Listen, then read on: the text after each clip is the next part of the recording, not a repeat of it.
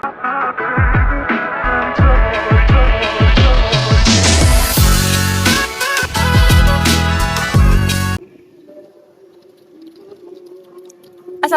warahmatullahi wabarakatuh. Alhamdulillahirabbil alamin. Segala puji bagi Allah Subhanahu wa taala yang telah memberikan kita nikmat iman, nikmat Islam dan nikmat kesempatan sehingga kita bisa kembali hadir di podcast Islami kita. Salawat serta salam semoga selalu tercurah kepada Nabi besar Muhammad sallallahu alaihi wasallam, keluarga, sahabat dan kita sebagai umatnya hingga akhir zaman. Halo sahabat podcast, aku Ririn. Dan hari ini aku ditemani oleh dua sahabatku, yaitu Neng Wina dan Naila. Apa kabar kalian? Assalamualaikum warahmatullahi wabarakatuh. Alhamdulillah baik Ririn. Senang sekali bisa kembali berbagi di podcast kali ini. Waalaikumsalam warahmatullahi wabarakatuh. Alhamdulillah juga, semoga obrolan kita hari ini bisa menjadi pengingat dan motivasi untuk kita semua. Amin ya robbal alamin. Nah, tema podcast kita hari ini adalah gerakan Back to Masjid. Sebuah tema yang sederhana tapi maknanya sangat dalam. Naila, menurut kamu apa sih yang dimaksud dengan gerakan Back to Masjid? Oke, menurut aku gerakan Back to Masjid adalah ajakan untuk kembali memakmurkan masjid. Bukan hanya untuk sholat, tapi juga sebagai pusat ibadah, ilmu, dan pembinaan umat. Masjid bukan sekedar bangunan, tapi tempat kita mendekatkan diri kepada Allah.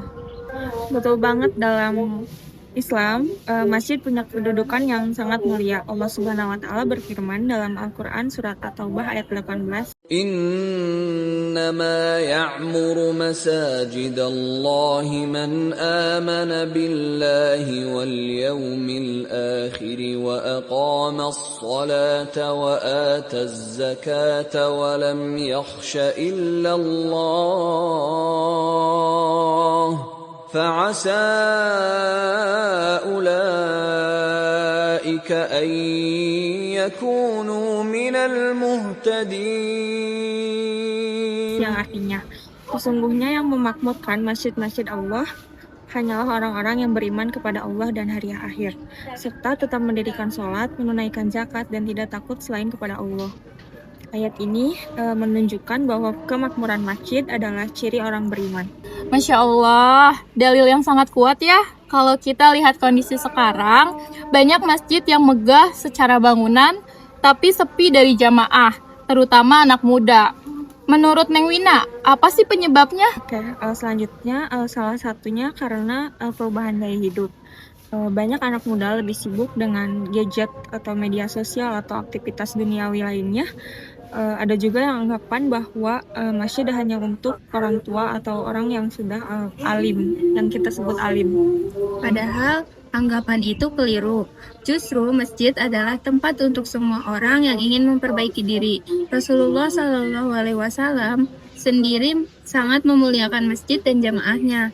Dalam sebuah hadis, Rasulullah Shallallahu Alaihi Wasallam bersabda, "Salat berjamaah lebih utama daripada salat sendirian dengan 27 derajat." Hadis riwayat Bukhari dan Muslim. Ini menunjukkan betapa besar keutamaan datang ke masjid. Masya Allah, jadi jelas ya, Islam sangat menganjurkan kita untuk dekat dengan masjid. Naila, menurut kamu apa sih manfaat yang bisa kita rasakan jika aktif ke masjid? Banyak sekali manfaatnya. Secara spiritual, iman kita meningkat.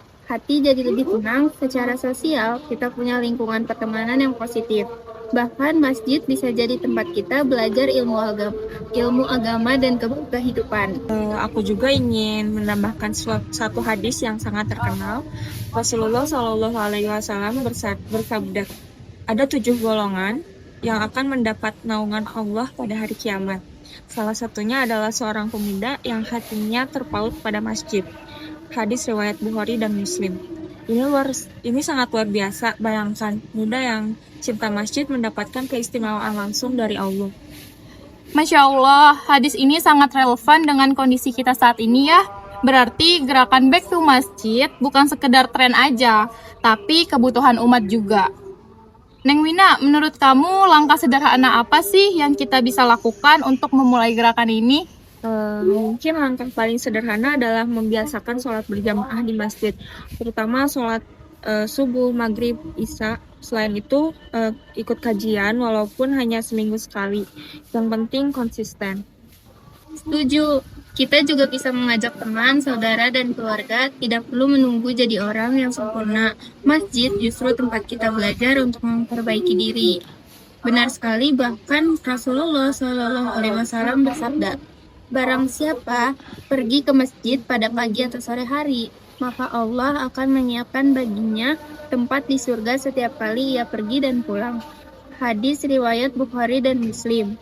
Hal ini menunjukkan bahwa setiap langkah kita ke masjid itu bernilai pahala. Masya Allah, dari dalil-dalil yang dijelaskan bahwa masjid adalah pusat kehidupan seorang muslim. Kalau masjid hidup, insya Allah umat juga akan hidup. Dan kalau kita ingin perubahan besar, maka mulailah dari langkah kecil, yaitu kembali ke masjid.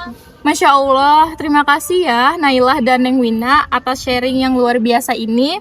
Semoga podcast hari ini bisa menjadi pengingat untuk kita semua bahwa masjid bukanlah hanya tempat yang jauh dari kehidupan, tapi justru pusat kehidupan seorang muslim. Akhir kata, mari kita tutup dengan harapan semoga Allah Subhanahu wa Ta'ala melembutkan hati kita untuk kembali mencintai masjid. Aku Ririn dan bersama dua sahabatku Neng Wina dan Nailah pamit undur diri. Wassalamualaikum warahmatullahi wabarakatuh. One is the loneliest number that you'll ever do.